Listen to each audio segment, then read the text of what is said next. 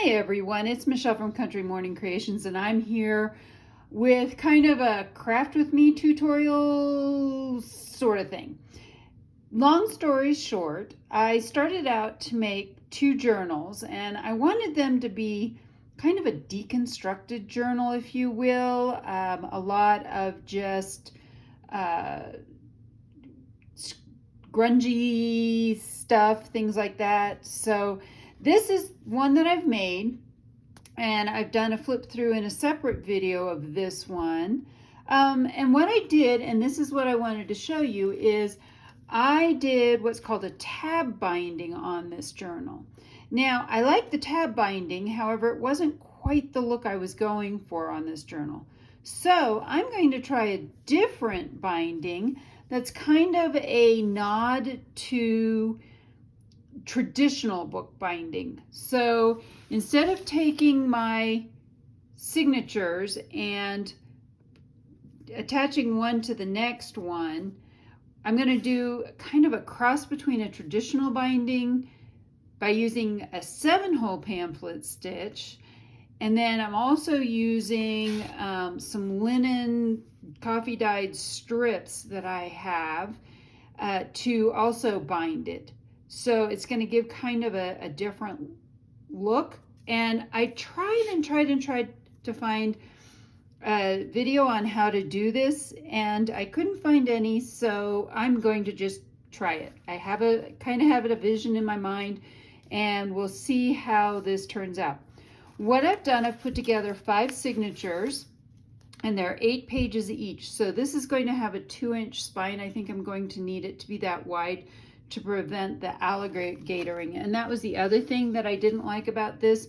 With this binding, it was too tight. That's only about a little over 1 inch spine. It needed to be wider, and there may have been a way I could have done it, but it didn't. And you can see this seriously is alligatoring, and I've got nothing in it so far. So that's kind of my goal. These are 1.5 inch by 6-inch strips. So it was a 1 foot or a 12-inch strip that I've cut in half. Now, the next thing I want to do is I need to score these.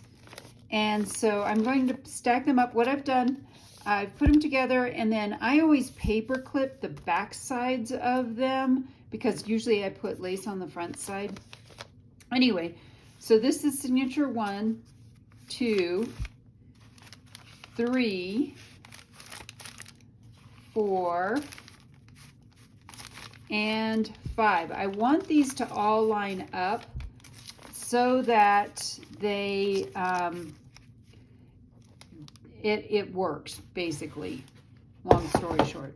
All right, so now what I'm going to do is put these together inside of my this is a binding cradle that I made a while ago, and I wanted to use this because it really helps me to get everything all lined up right. I'm going to start by punching a hole just smack in the middle-ish, where the middle is, to the best of my ability. So I'm going to run this pokey tool all the way down through all 5 signatures. I struggle to get out. There we go. And then I'm going to put one at each end. Yes. There's one. And one at this end as well. And it's important to poke straight down. If you poke sideways, your stuff will not line up right. So I've poked straight down through that. Then I'm going to put 2 more holes on either side of these strips so that I can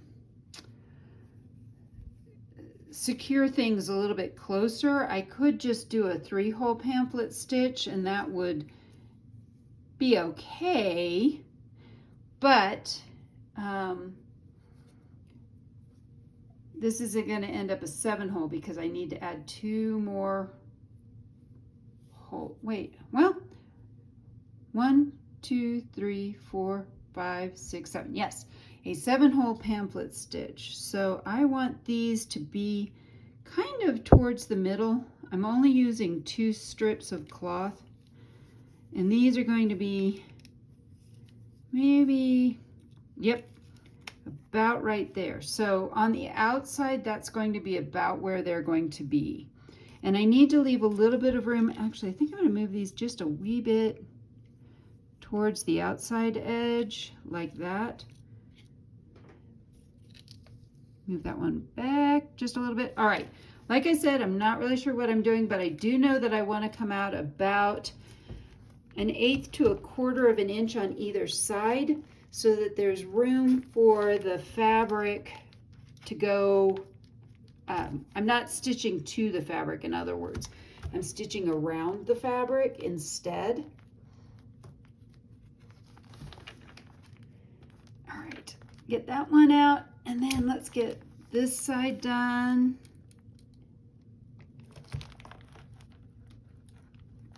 And the great thing about doing it this way, sorry about that, is that you don't have to make sure, I mean, everything will in the end line up right, and it won't be a big deal to do this. All right, so now I have my holes, and I'm going to go ahead and take these out and stitch them together. I will show you how to do a 7-hole pamphlet stitch here. So let's get ready for that.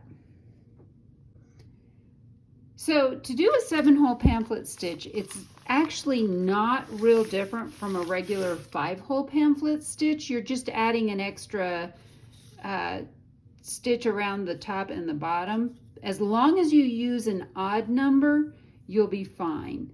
For this, I'm not quite sure how I'm going to finish these off, so I'm going to go ahead and measure 3 times the length of the page. That way I've got plenty of room. And I am going to use regular, these are upholstery needles. And this is some antique thread that I have that was from my grandmother. She was making a tablecloth, crocheted tablecloth. So this is actually crochet yarn. And that's the easiest way to get that through there. Did you see that? I folded it in half, scored it with the needle, and then ran it through. So like a traditional 5-hole or 3-hole, you always start in the middle, and we're going to leave some of this thread at the end, about enough to hang off the end. Then you work your way up, and we're just going to work our way up the, let's see, there we go. We're going to work our way up, going back and forth.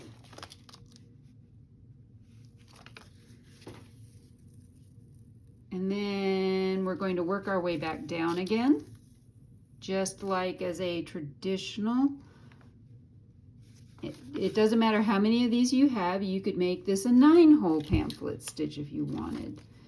All right, now this is where we're going to work our way back down to the bottom half. So we go past the middle to the next hole, like this. And I'm just going to pull that out so it stays out. And we're going to go again this direction as well. Oops, need to pull that out a little bit more. And into the bottom, very bottom one. Back into this one. And then this way. And then back out through the center. And so we're going to come out through the center. And I want these to be one on each side, so I'm going to pull that way. Now, last but not least, we need to make sure that this is good and tight so our signature stays together. And that may take a little bit of maybe yanking to make sure that everything is good and tight and not going to come loose. So there we go. So now I'm going to double check this from the other side. I always like to do this test to make sure it's tight all the way and there isn't any looseness. So I'm going to go ahead and just tie this off. If you're not familiar with a square knot, I highly recommend it. So right over left. Now you take this same one and do left over right. And that is a square knot. And I think for now I'm just going to tie this in a big bow. I haven't quite decided what I'm going to do with all of this. So I'm going to tie that in a bow to get it out of the way. And I'm going to go ahead and do the rest of my signatures, and then we will move on from there to see if I can make this all work. Now the next thing I need to do is make sure that these are all in the right order. So this is signature 1, then signature 2, signature 3, this one is definitely the middle, signature 4, and then signature 5, which I don't know that it really matters what order these go in. I had a specific one that I wanted for the middle, and this will be the front, and this will be the back of the book. What my plan to do now is I'm going to thread this right here between these pieces that I used to, I think I'm going to try using my scissors to poke this through. Oh, you know what, better yet, I'm going to grab a bone folder. So I have a bone folder, and I think this will work better. And fabric does have a right and wrong side. This fabric doesn't appear to have a hugely right or wrong side, but it definitely seems to have a darker side. So I want that darker side on the outside. And we're going to poke that through that first one. And then through the second one. And you know what? I am going to grab a large couple of bulldog clips, and I'm going to clip these all together. So bulldog clips. There we go. And let's throw a bulldog clip on this end, like this. Now they're not perfectly lined up, but that's okay. We're simply threading this through each of the different signatures so that we can get this all done. Again, like I said, I really don't know what I'm doing. So you're learning along with me to figure this out. And I've got some of these signatures pretty darn tight. And I know that there's people who are probably saying, yeah, I've seen this done. You do it this way and you sew it to the fabric, and you sew it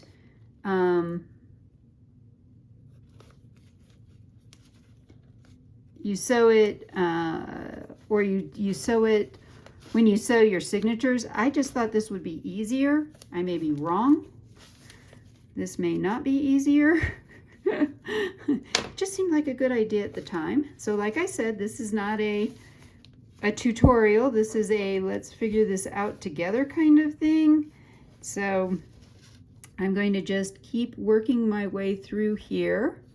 Next one.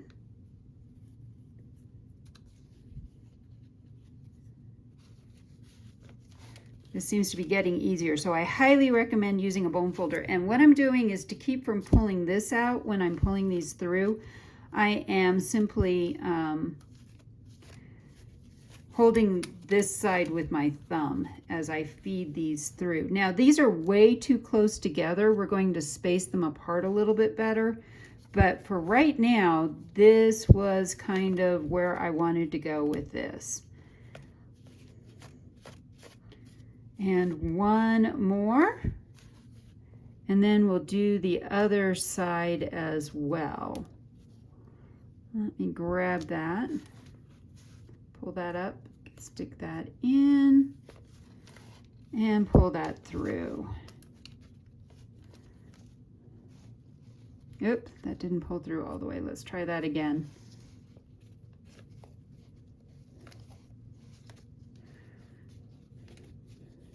And this allows me to adjust it if I want to maybe make this a little bit, make my spine bigger or smaller or whatever.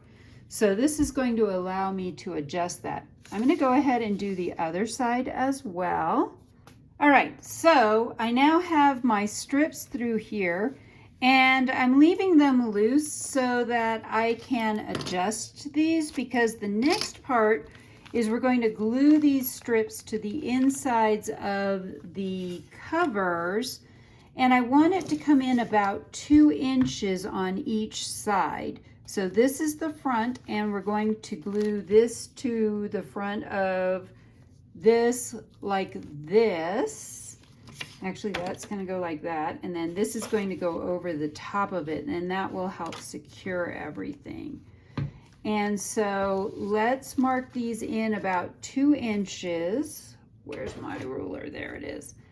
I'm going to come in about 2 inches on either side, and we're going to match it up that way.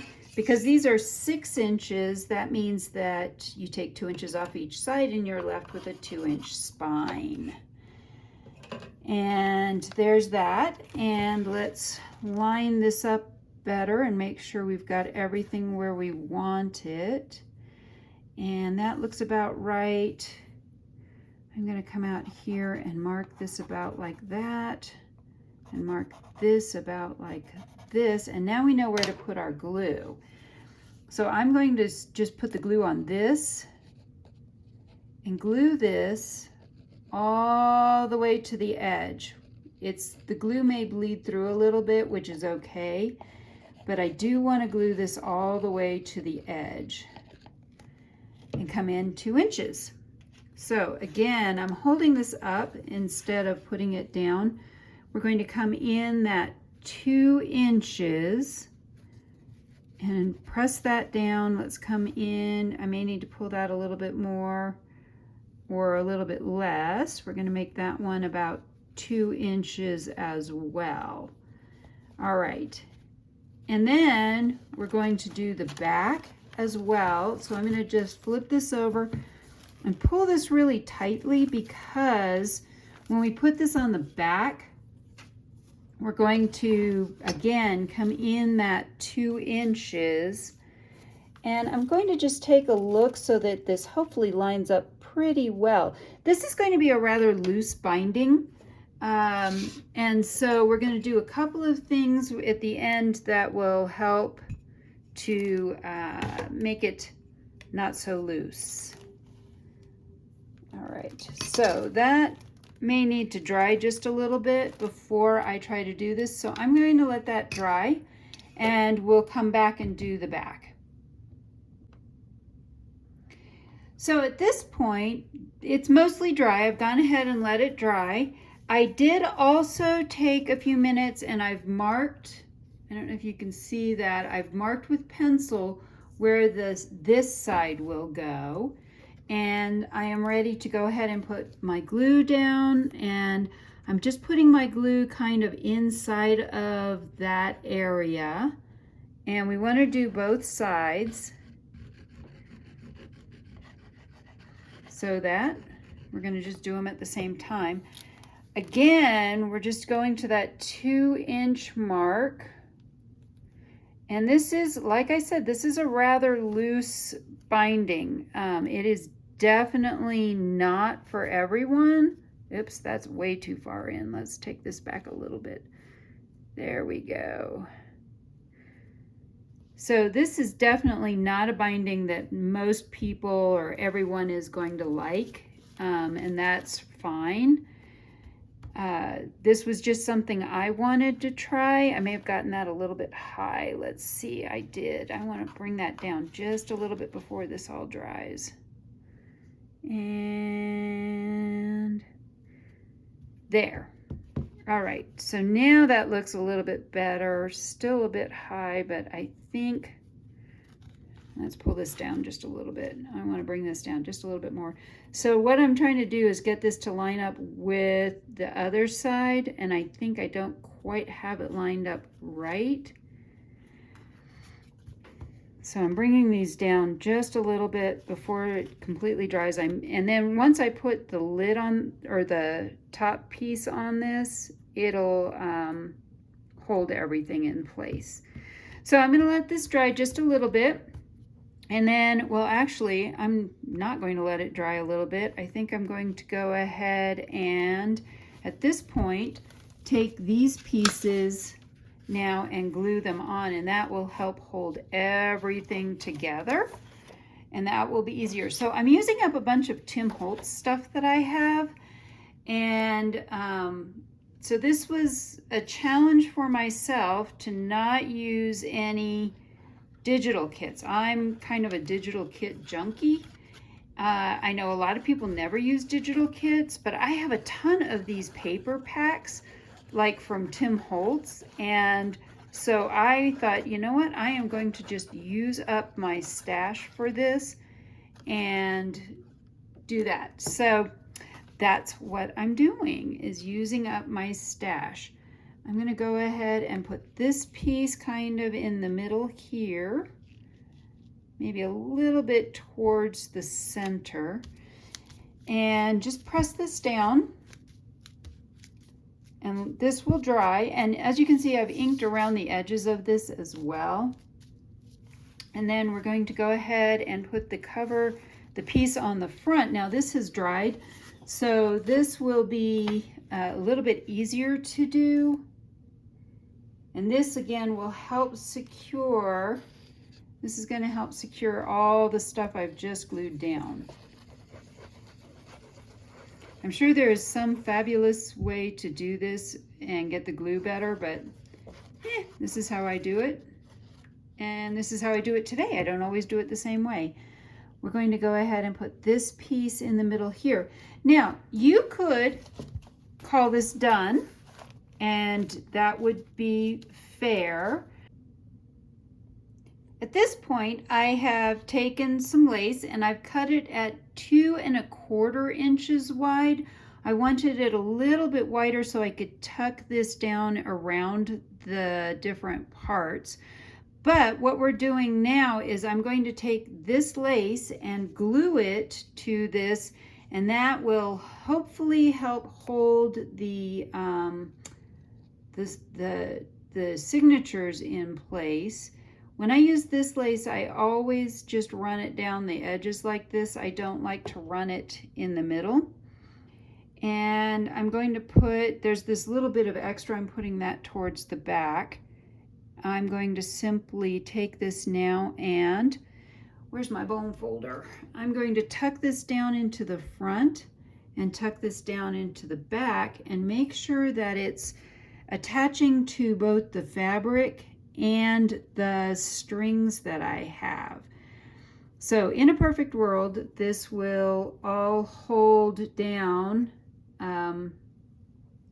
hold the different parts where they belong. Oops, the glue is getting really sticky. There we go.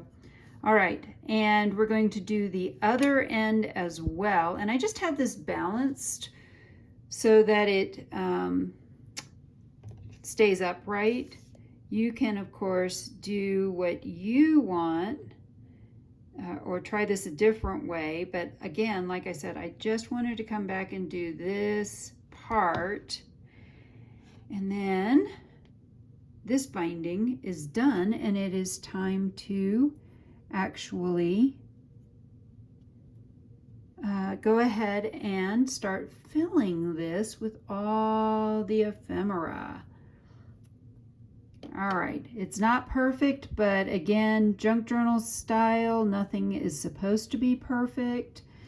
And so I want to move this just a little bit more this way. All right, so those are all tucked down in there. I'm going to let this dry. And in a different video, you can see how this whole journal turned out. So I hope that this makes sense for what I was trying to do. I wanted an open spine journal.